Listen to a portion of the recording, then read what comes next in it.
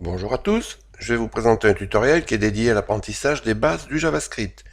C'est le sixième tuto d'une série de 13, ce sont des tutoriels qui s'adressent à des internautes qui veulent apprendre le JavaScript et qui ont déjà quelques bases en programmation et en HTML CSS. Alors aujourd'hui on va s'intéresser à l'opérateur ternaire. Alors on va commencer par répondre à cette question, qu'est-ce qu'un opérateur ternaire?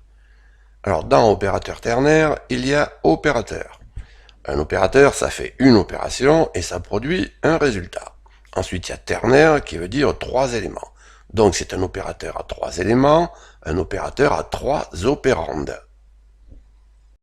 Alors le premier opérande est une condition. Derrière la condition, on met un point d'interrogation. Ensuite, on place une valeur qui sera retournée si la condition est vraie. On place deux points et on met une autre valeur qui sera retournée si la condition est fausse. Et on termine par le traditionnel point-virgule. Alors ce qui est important dans cet enfer, c'est qu'il y a un résultat qui est retourné et que ce résultat, le plus souvent, on le récupérera en déclarant une variable et en affectant directement la variable à l'opérateur ternaire.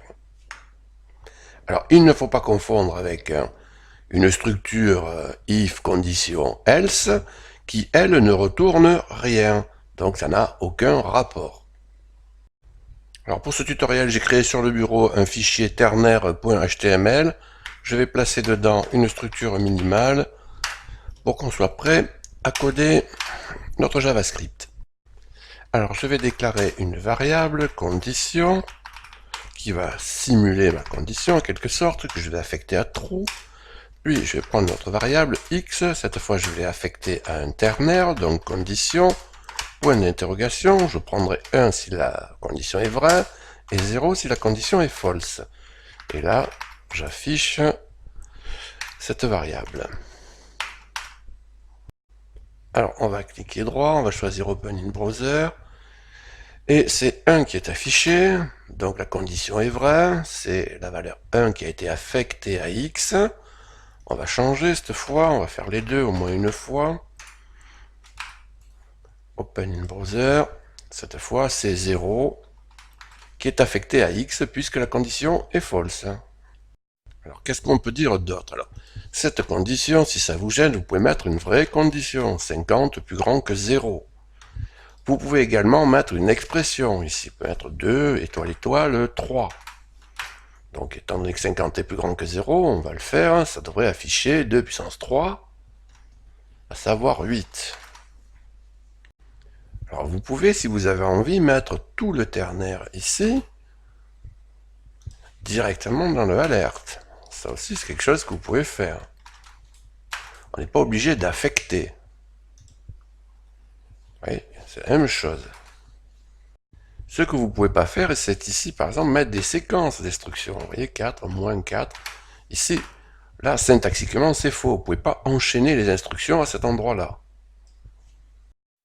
Ce que vous ne pouvez pas faire non plus, c'est utiliser le ternaire comme une structure if-else. Donc, condition, je vais mettre alerte ici. Puis un alerte ici. Donc, vous voyez qu'on a une séquence, si condition vraie, alors alerte. Sinon, alerte. Donc, c'est exactement un if-else. Alors, ça fonctionne. Mais c'est pas dans l'esprit. C'est pas fait pour ça. Alors, on peut écrire les ternaires en cascade. On va enlever ça, on va écrire var, nombre, égale 200, ou 300, tiens. Ensuite, on va écrire var, taille, on va poser une première condition, nombre plus grand que 100. Point d'interrogation, dans ce cas-là, on va renvoyer très grand. Deux points, on va poser une deuxième condition, s'il n'est pas plus grand que 100, et on va poser la condition nombre plus grand que 10. Point d'interrogation, dans ce cas-là, on renverra grand. Et enfin, s'il n'est pas plus grand que 10, on renverra petit.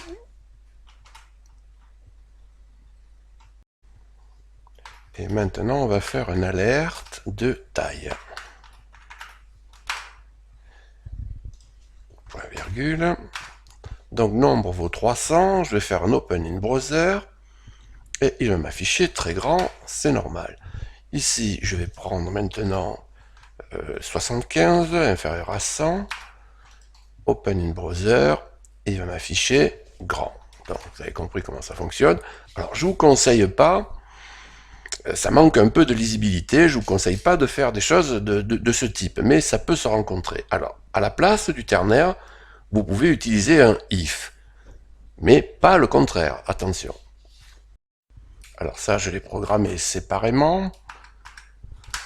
Donc, j'ai remplacé le ternaire par une structure conditionnelle, if nombre plus grand que 100, taille égale très grand, sinon si nombre plus grand que 10, taille grand, sinon taille petit, alerte de taille.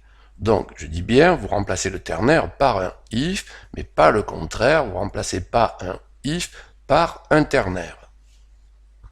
Donc on va vérifier qu'il nous donne bien la même chose, 75 plus petit que 100, plus grand que 10, donc c'est grand, même résultat que précédemment. Alors ce tutoriel est terminé, je vous remercie de m'avoir écouté. Dans le prochain tutoriel, on s'intéressera au switch.